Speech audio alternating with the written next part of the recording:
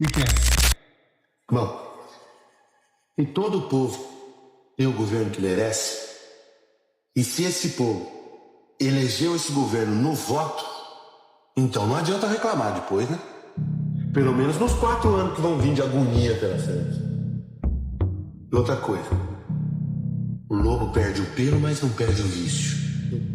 Se o povo elege um sujeito que nunca respeitou o dinheiro público, que não dá conta de responder pelos erros, pela safadeza que ele fez antes, ainda tem um monte de gente que vai votar nele de novo só porque tem raiva dos outros. Olha, uma desgraceira.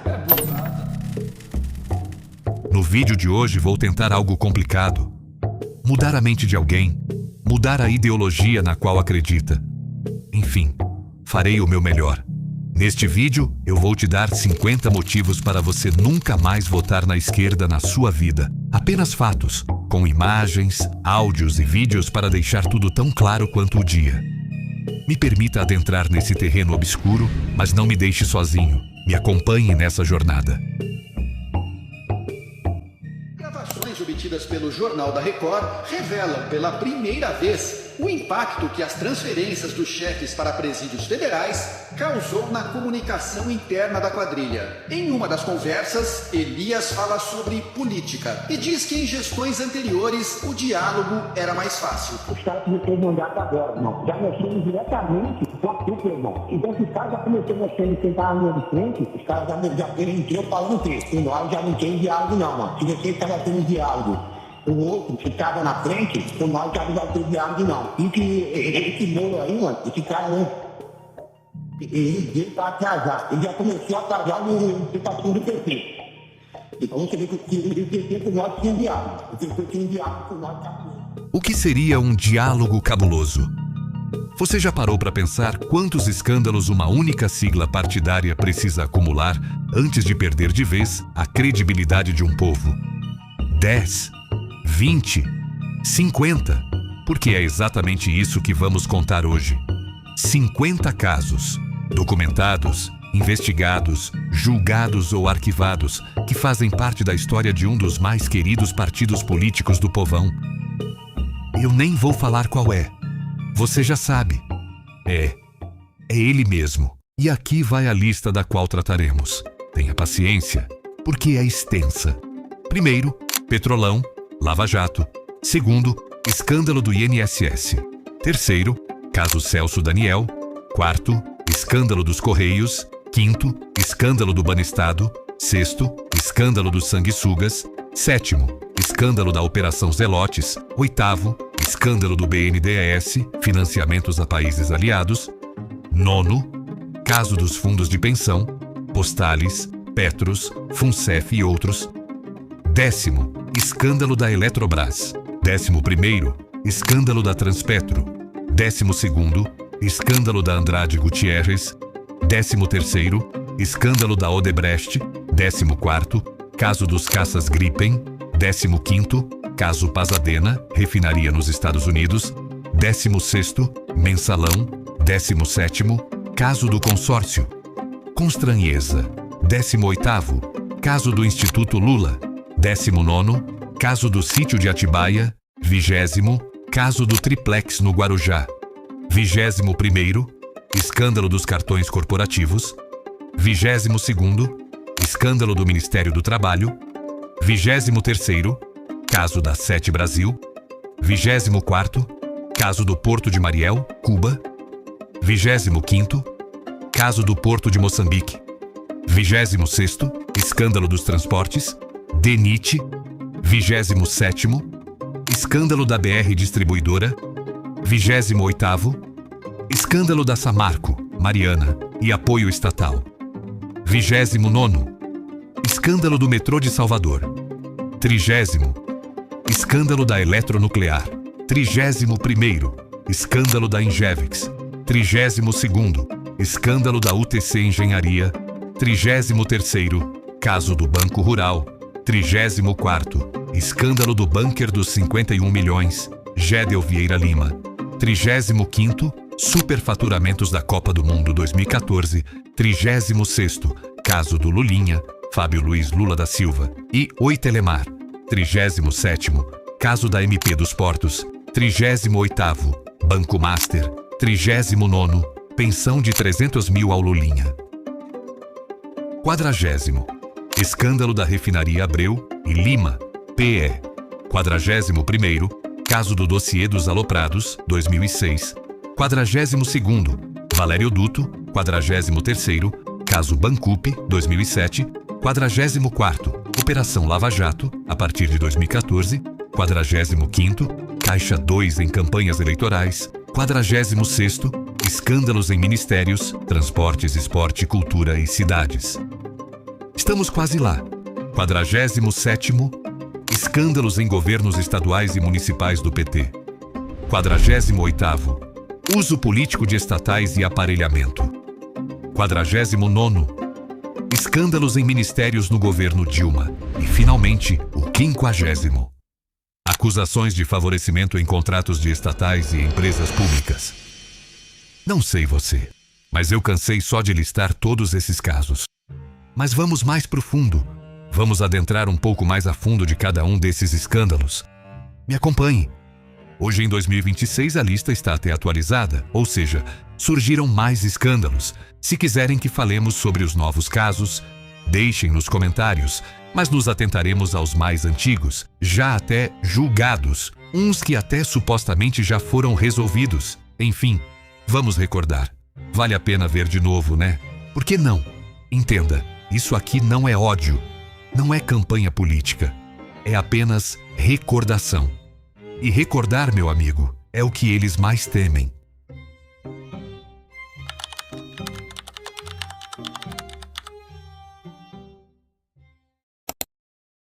Se existe um escândalo que virou símbolo de uma era, é esse. O Petrolão foi o esquema de corrupção mais sofisticado já investigado na história do Brasil. Funcionava assim: empreiteiras se cartelizavam em conluio com diretores da Petrobras, muitos indicados por partidos da base aliada do PT, para superfaturar contratos de obras. Uma parte do dinheiro voltava para os partidos em forma de propina. A Operação Lava Jato, iniciada em março de 2014, descobriu que o esquema movimentou pelo menos 6,4 bilhões de reais em subornos. Ouviu bem? Tudo isso em subornos. Mais de 200 pessoas foram condenadas.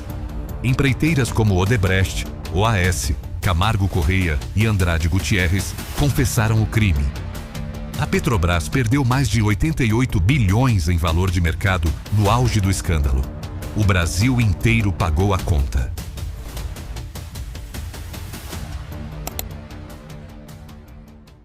Aposentados, pensionistas, pessoas que trabalharam a vida inteira e dependem de uma previdência honesta para sobreviver.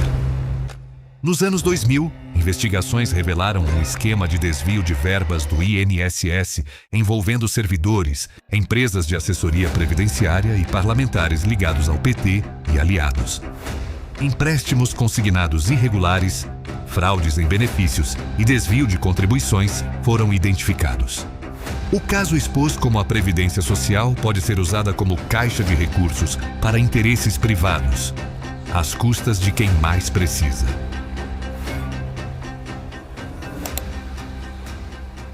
Este caso tem um peso diferente dos demais. Celso Daniel era prefeito de Santo André, filiado ao PT, considerado um dos quadros mais honestos do partido. Em janeiro de 2002, foi sequestrado e assassinado. Investigações apontaram que ele havia se recusado a participar de esquemas de desvio de verbas municipais e que seu assassinato pode ter sido encomendado por pessoas ligadas ao próprio PT para silenciá-lo. Até hoje, o mandante intelectual não foi identificado. O caso continua aberto como uma das maiores vergonhas políticas da história recente do Brasil. Maio de 2005. Um vídeo vaza mostrando Maurício Marinho, chefe de departamento dos Correios e ligado ao PTB. Então aliado do PT, recebendo propina de R$3.000. Era apenas a ponta do iceberg. A investigação revelou um esquema de venda de cargos nos Correios em troca de recursos para partidos da base aliada do governo Lula. O escândalo foi o estopim que levou à criação da CPI dos Correios, que, por sua vez, descobriu o mensalão. Ou seja, sem o escândalo dos Correios, talvez o mensalão nunca tivesse vindo à tona. Antes de o mensalão ocupar as manchetes, havia o Banestado. O Banco do Estado do Paraná foi palco de um esquema monumental de evasão de divisas ao exterior, o chamado caso dos dólares cabo. Estima-se que entre os 30 bilhões e os 40 bilhões saíram ilegalmente do Brasil ao longo dos anos 1990 e 2000 por meio de operações irregulares no Banestado. O caso envolveu doleiros, políticos e empresários. A investigação abriu caminho metodológico para a Lava Jato anos depois. O nome já diz tudo. Em 2006, veio à tona o esquema das ambulâncias superfaturadas, apelidado de Máfia dos Sanguessugas. Parlamentares de dezenas de partidos, incluindo aliados do PT, apresentavam emendas ao orçamento federal destinadas à compra de ambulâncias para municípios. As ambulâncias eram compradas de empresas que pagavam propina de volta aos vereadores, prefeitos e deputados envolvidos. Mais de 100 parlamentares foram investigados. O esquema mostrou que a corrupção orçamentária não era um desvio, era o sistema. A Operação Zelotes investigou um esquema de compra de decisões favoráveis no CARF, o Conselho Administrativo de Recursos Fiscais, órgão que julga autuações tributárias milionárias. Empresas pagavam propina para conselheiros, auditores fiscais e lobistas para ter suas multas reduzidas ou anuladas. O prejuízo ao erário foi calculado em bilhões de reais. Empresas de todos os setores foram investigadas. O esquema funcionou por anos, sem que ninguém no governo tomasse providências. O BNDES, Banco Nacional de Desenvolvimento Econômico e Social, foi transformado em instrumento de política externa durante os governos PT. Bilhões foram emprestados a países como Cuba, Venezuela, Angola, Moçambique, República Dominicana e outros, muitos deles regimes autoritários aliados ideológicos do PT. Os contratos eram opacos. As condições de pagamento, leoninas para o contribuinte brasileiro. Quando os países não pagaram, o dinheiro foi renegociado ou simplesmente não voltou. Estimativas apontam que mais de 50 bilhões de reais foram destinados a projetos no exterior. Boa parte em obras tocadas pelas mesmas empreiteiras investigadas na Lava Jato. Quão suja é a politicagem desses homens sem nenhuma vergonha na cara? Postales dos Correios, Petros da Petrobras, Funcef da Caixa Econômica. 3 dos maiores fundos de pensão do Brasil, representando as economias de aposentadoria de centenas de milhares de trabalhadores. Todos sofreram perdas bilionárias causadas por investimentos irresponsáveis ou fraudulentos em ativos podres, muitos deles ligados a empresas que também estavam envolvidas na Lava Jato. Enquanto os diretores, indicados politicamente, tomavam decisões que destruíam o patrimônio dos trabalhadores, os partidos da base aliada colhiam os frutos das indicações.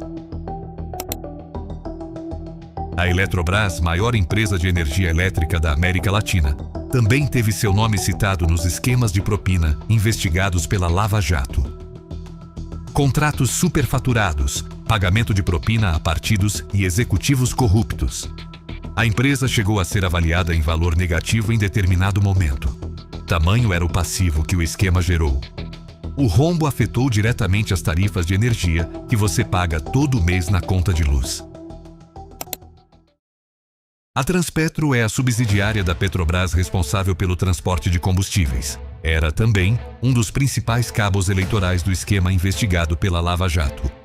A presidência da Transpetro foi ocupada por Sérgio Machado, indicado pelo PMDB, aliado do PT. Em delação premiada, ele revelou que repassava recursos do esquema de corrupção diretamente para campanhas eleitorais de Lula, Dilma e aliados. As gravações de Sérgio Machado com Renan Calheiros e outros políticos chocaram o país em 2016. O presidente do Senado, Renan Calheiros, do PMDB de Alagoas, não apareceu pela manhã no Congresso. A reportagem do jornal Folha de São Paulo traz trechos de uma conversa gravada pelo ex-presidente da Transpetro, Sérgio Machado, com Renan Calheiros. De acordo com a reportagem, Renan Calheiros disse que apoia uma mudança na lei que trata da delação premiada, de forma a impedir que um preso se torne delator, procedimento central utilizado pela Operação Lava Jato.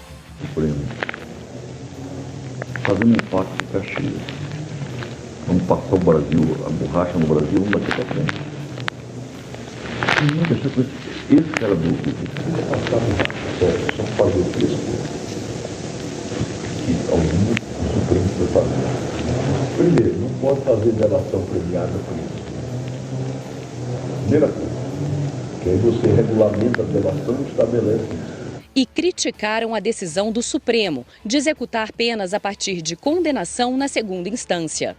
Acaba com a segunda instância, que você apavorou todo mundo. A lei diz que não pode prender depois da segunda instância. E ele aí dá uma decisão, interpreta o Supremo. E é claro, acaba disso. Tem muito mais coisa nessa conversa, mas precisamos continuar. A Andrade Gutierrez foi uma das empreiteiras que formou o cartel no coração da Petrobras.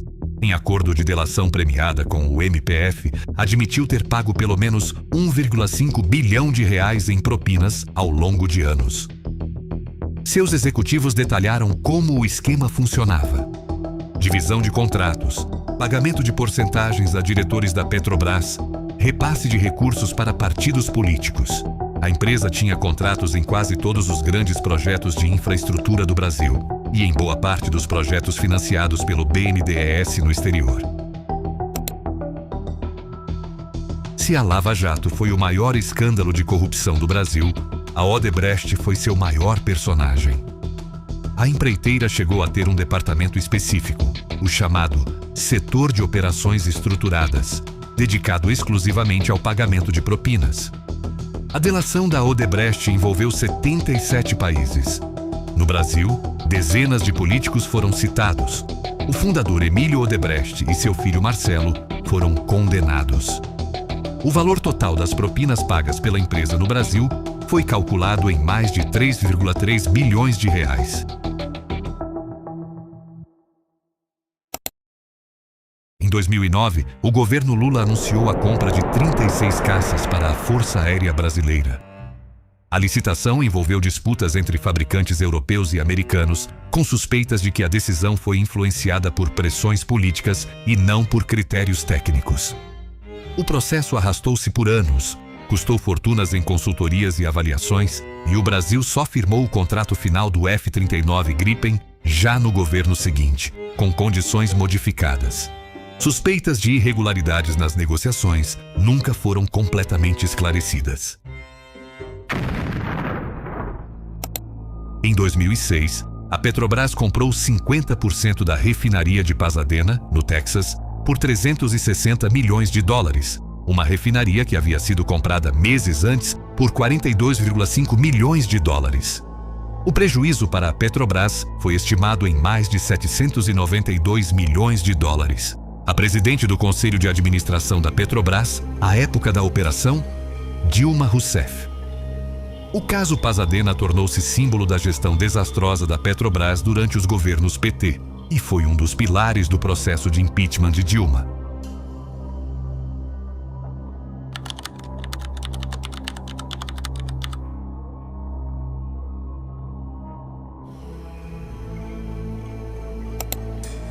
Junho de 2005. O deputado Roberto Jefferson, então aliado do PT, solta a bomba. O governo Lula pagava uma mesada, um mensalão, a parlamentares da base aliada em troca de votos favoráveis no Congresso. O STF julgou a ação penal 470, o maior julgamento criminal da história do Brasil. 25 pessoas foram condenadas, entre elas José Dirceu, ex-ministro-chefe da Casa Civil e um dos fundadores do PT. O mensalão mostrou que o PT, partido que se vendeu como alternativa ética à política tradicional, reproduzia exatamente o mesmo sistema que dizia combater. Obras do PAC, Programa de Aceleração do Crescimento. Viraram palco de contratos suspeitos e superfaturamentos envolvendo consórcios de empreiteiras ligadas ao esquema da Lava Jato.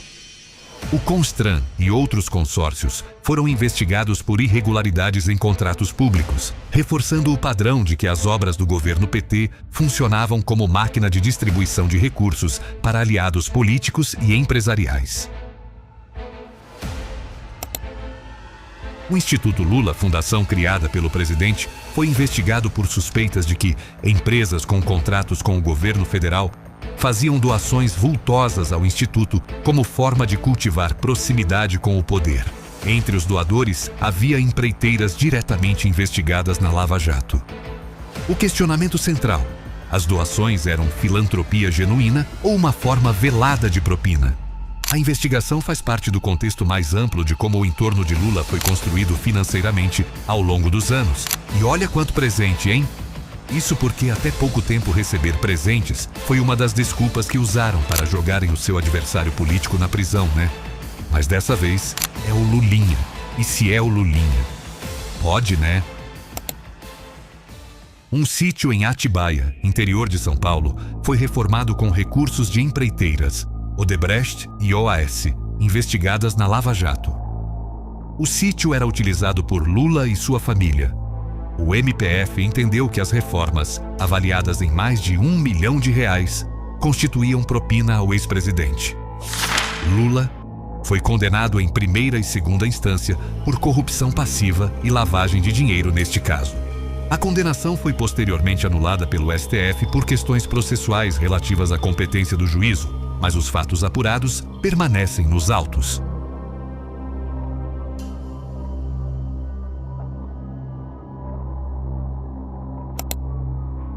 Um apartamento triplex no condomínio Solares, em Guarujá, foi o objeto da primeira condenação de Lula. A OAS reformou e reservou o imóvel para uso do ex-presidente em troca de favorecimento em contratos com a Petrobras. Lula foi condenado pelo juiz Sérgio Moro, confirmado pelo TRF4 em acórdão com placar de 3-0 e depois pelo STJ. A condenação levou à sua prisão em abril de 2018. Assim como no caso do sítio, o STF declarou a parcialidade de Moro em 2021, anulando as condenações, mas sem apreciar o mérito das provas.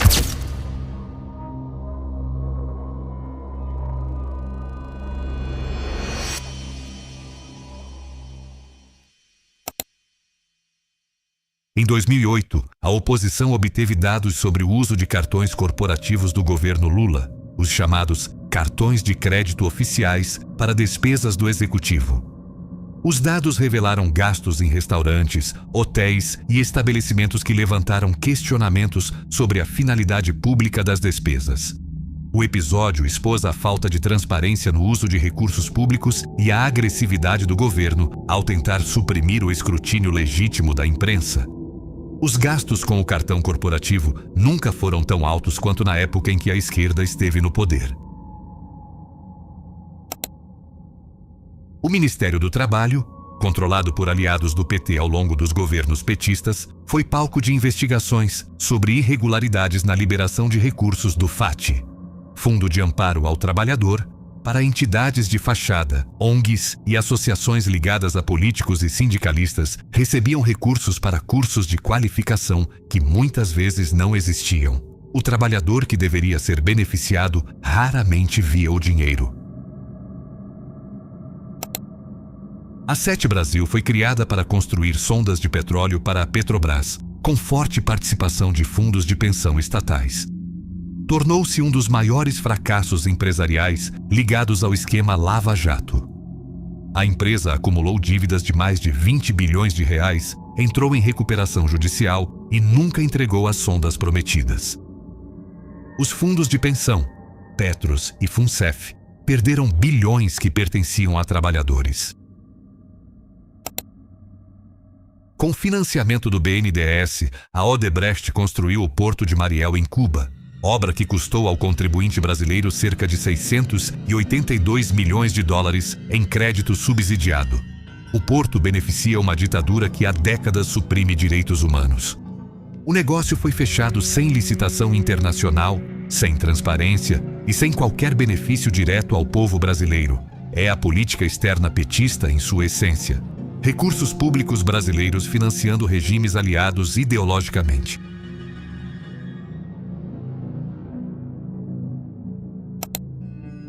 Mesmo modelo, outro país. O BNDES financiou obras de infraestrutura em Moçambique, também executadas por empreiteiras brasileiras investigadas na Lava Jato. Os contratos foram fechados com opacidade, sem que o Congresso Nacional fosse devidamente consultado e com condições que beneficiavam as empreiteiras muito mais do que os povos envolvidos. Tenho que mentir, é preciso mentir. O político tem que mentir. Porque sempre é mais fácil acreditar numa mentira. Uma mentira, minha mãe dizia, uma mentira ela voa, a verdade engatinha. É sempre assim.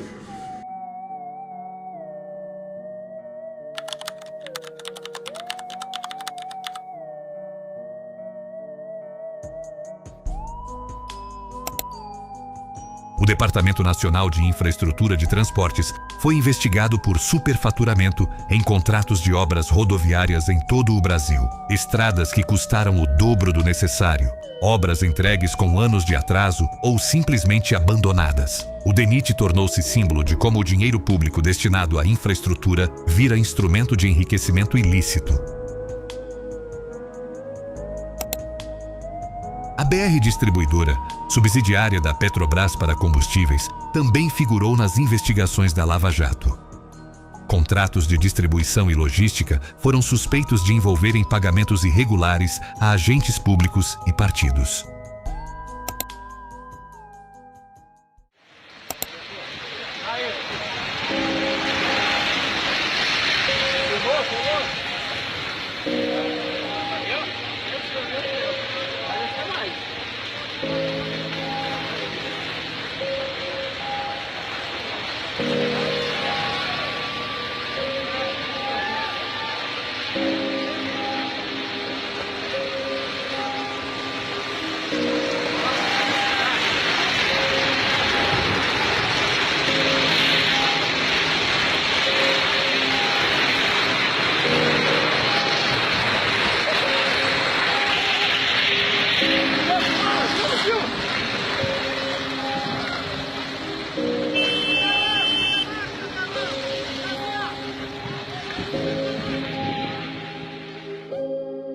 Em novembro de 2015, o rompimento da barragem de Fundão, em Mariana, Minas Gerais, causou o maior desastre ambiental da história do Brasil.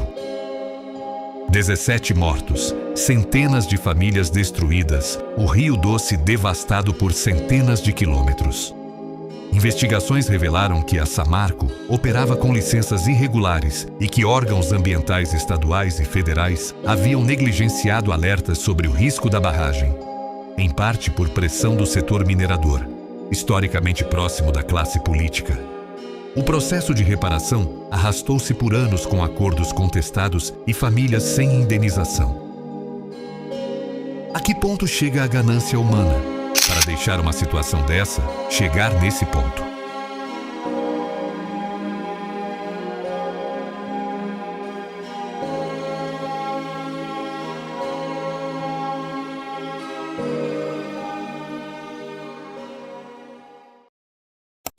O metrô de Salvador foi prometido para a Copa do Mundo de 2014.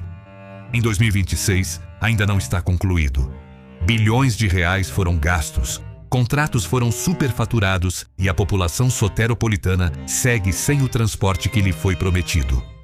O caso é emblemático de como obras de mobilidade urbana se tornaram máquinas de desvio de recursos durante os governos petistas estaduais e federais. E vamos para mais uma obra inacabada. A Eletronuclear, responsável pelas usinas nucleares de Angra, foi investigada no âmbito da Lava Jato por contrato superfaturado para a construção de Angra 3. O ex-presidente da empresa, Otton Pinheiro, foi condenado a mais de 40 anos de prisão por corrupção e lavagem de dinheiro. Angra 3 segue inacabada, com custo crescente ao contribuinte.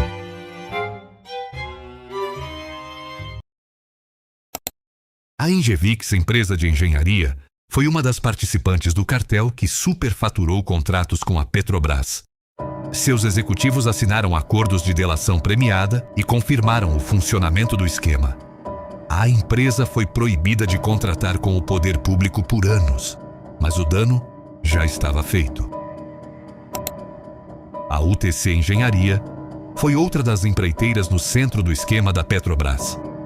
Seu presidente, Ricardo Pessoa, foi preso em 2014 e fez delação premiada, revelando detalhes do funcionamento do cartel e de repasses a partidos políticos. O Banco Rural foi um dos instrumentos financeiros do mensalão.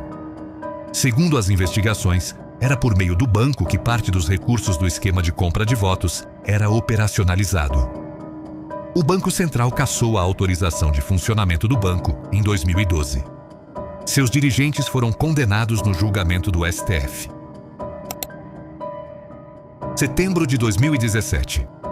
A Polícia Federal encontra, num apartamento em Salvador ligado a Gédel Vieira Lima, ex-ministro do governo Temer, mas com histórico de aliança com o PT, malas e caixas contendo 51 milhões de reais em dinheiro vivo. O valor era resultado de esquemas de corrupção que passavam por obras públicas e favorecimento em financiamentos. A imagem das malas de dinheiro se tornou uma das mais emblemáticas da era dos escândalos. Essa relação é antiga e continua hoje em dia.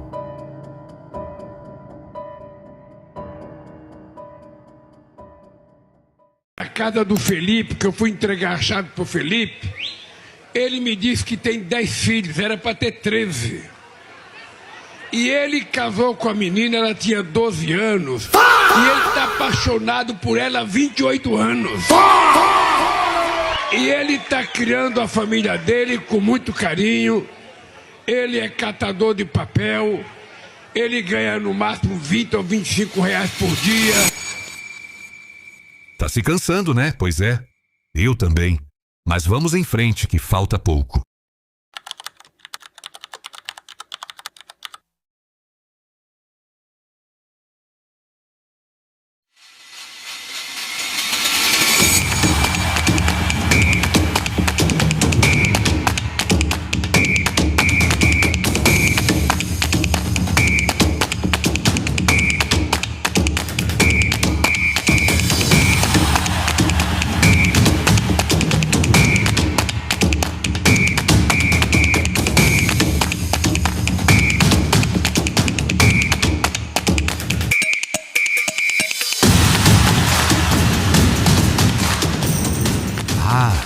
Copa do Mundo. Mas na prática nada mudou. Isso daqui ainda é Brasil. O Brasil gastou mais de 27 bilhões de reais para sediar a Copa de 2014, o maior valor já gasto por um país sede até então. Para efeito de comparação, a África do Sul gastou cerca de 9 bilhões de reais em 2010. Obras de estádios e infraestrutura foram superfaturadas. O Maracanã custou mais de 1,2 bilhão de reais. O dobro do previsto. A Arena Amazônia, em Manaus, custou 700 milhões de reais e virou galinheiro. O TCU identificou irregularidades em praticamente todas as obras. As manifestações de junho de 2013 nasceram em parte da indignação com o dinheiro gasto na Copa, enquanto saúde e educação eram negligenciadas. Fábio Luiz da Silva, o Lulinha, filho de Lula, foi investigado por enriquecimento suspeito durante os mandatos do pai. Sua empresa, a Game Corp, recebeu investimentos da Telemar, hoje Oi, empresa que dependia de concessões e regulações federais. A suspeita? O dinheiro entrou como favor ao filho do presidente, não como investimento de mercado. O caso levanta a questão do enriquecimento de familiares de governantes usando a proximidade com o poder como ativo financeiro. Em 2013, o governo Dilma editou uma medida provisória para reformar o setor portuário. O processo foi marcado por suspeitas de favorecimento a determinados grupos empresariais nas licitações de arrendamentos de terminais portuários. Investigações apontaram irregularidades na forma como as concessões foram distribuídas, com indícios de que empresas com proximidade política levaram vantagem no processo. O Banco Master tornou-se alvo de atenção por sua expansão agressiva, baseada em captação via CDBs, com taxas acima do mercado e pela aquisição de créditos podres de outros bancos em operações questionadas por analistas. Hoje, em 2026, Daniel Vorcaro, dono do Banco Master, foi preso. Teve bens bloqueados, enfrenta a liquidação da instituição e, com grandes nomes da política com suposto envolvimento, negocia delação premiada, também com suspeitas de usar o banco para esquemas de títulos falsos. Documentos revelaram que Fábio Luiz da Silva, o Lulinha, recebeu pensão vitalícia como dependente de sua mãe, Marisa Letícia, esposa de Lula, falecida em 2017, vinculada ao INSS. O benefício de mais de 300 mil anuais foi questionado por analistas e juristas que apontaram irregularidades nos critérios de concessão. Para a maioria dos brasileiros, o INSS impõe burocracias imensas para aprovar benefícios legítimos. Parece que o pai dos pobres tem seus preferidos, né? A refinaria Abreu e Lima, em Pernambuco, foi prometida como uma das maiores obras do PAC. O orçamento inicial era de 2,5 bilhões de dólares. O custo final superou 20 bilhões de dólares.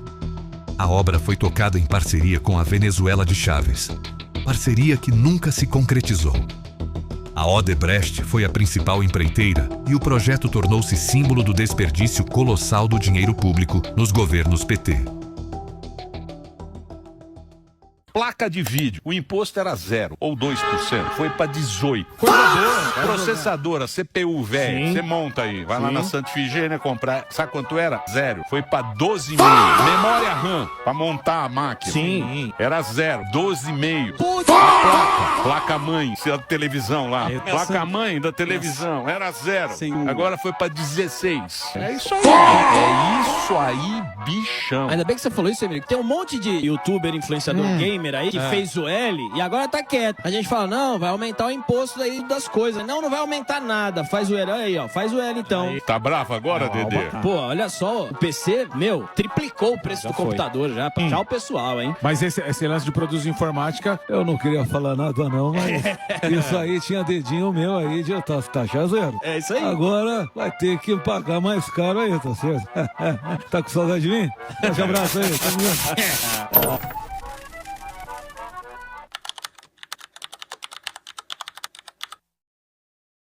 Estamos chegando ao fim dessa jornada obscura. Esses são os últimos 10 casos que relataremos. Às vésperas das eleições de 2006, assessores do PT foram flagrados comprando um dossiê para prejudicar adversários políticos. O episódio ficou conhecido como o caso dos aloprados. Os petistas foram presos com 1,7 milhão de reais em espécie. Caixa 2. O dinheiro seria usado para comprar documentos falsos que incriminariam políticos do PSDB. O caso revelou que o PT, apesar do discurso de renovação ética, operava com as mesmas práticas sujas que alegava combater. O valerioduto foi o mecanismo pelo qual os recursos do mensalão chegavam aos parlamentares.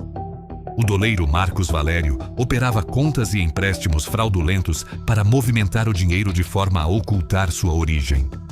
O nome é uma homenagem irônica ao próprio Valério, que acabou preso e condenado pelo STF. O caso mostrou que não basta ter um esquema de corrupção. É preciso uma estrutura financeira para lavá-lo. E o PT tinha as duas coisas. A Bancoop era uma cooperativa habitacional ligada ao movimento sindical próximo ao PT.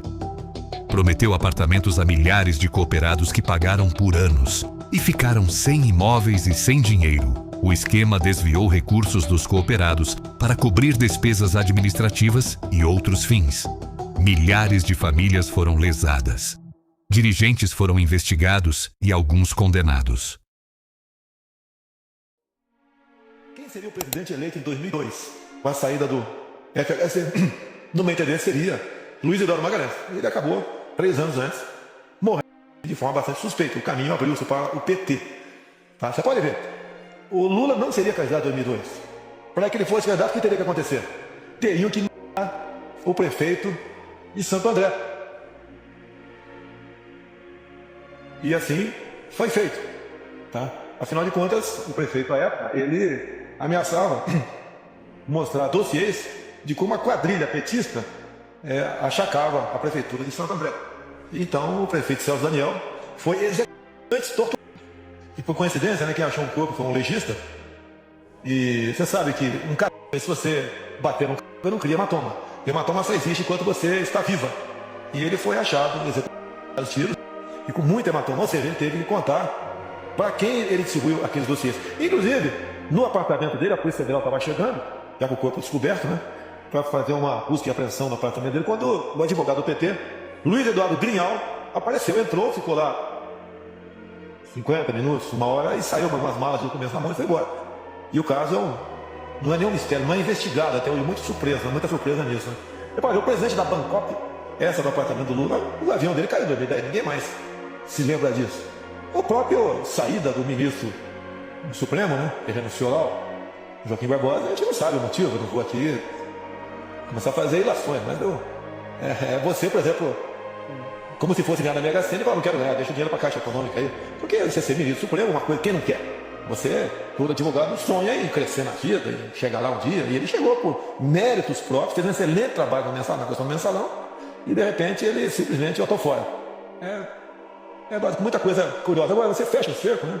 Lendo o livro do Mujica, nas páginas 198 e 199. Mujica é o ex-presidente do Uruguai, onde ele diz ali claramente que Dilma Rousseff despachava dentro do Palácio do Planalto, ouvindo as inteligências cubana e venezuelana. Então, muita coisa esquisita, desde quando o PT aí viu-se na possibilidade de chegar ao poder, vem acontecendo até hoje. Eu não vou entregar essa rapadura de graça. E desculpa aqui, né? Eu tenho certeza que eu estou nessa lista misteriosa, não sei de quem é, mas estou nessa lista misteriosa aí para 2018. Existe um receio com relação a retaliações ou até ameaças? Como que fica aí a sua cabeça para 2018? Eles estão muito há anos, né, no campo da calúnia. Machista, homofóbico, racista, não sei o quê, a besteira toda aí. E eu acho que eles começaram essa campanha um pouco cedo. Esses estereótipos todos praticamente não existem mais, né? Lógico que atrapalha, é chato você conviver com isso. E eles podem partir para outras coisas, você não sabe, né? Tudo pode acontecer.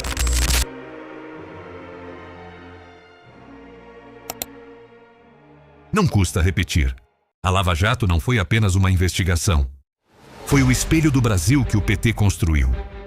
Em 8 fases que se iniciaram em março de 2014, a operação revelou um sistema de corrupção que envolvia as maiores empresas privadas do país, as maiores estatais, os maiores partidos e os maiores nomes da política brasileira.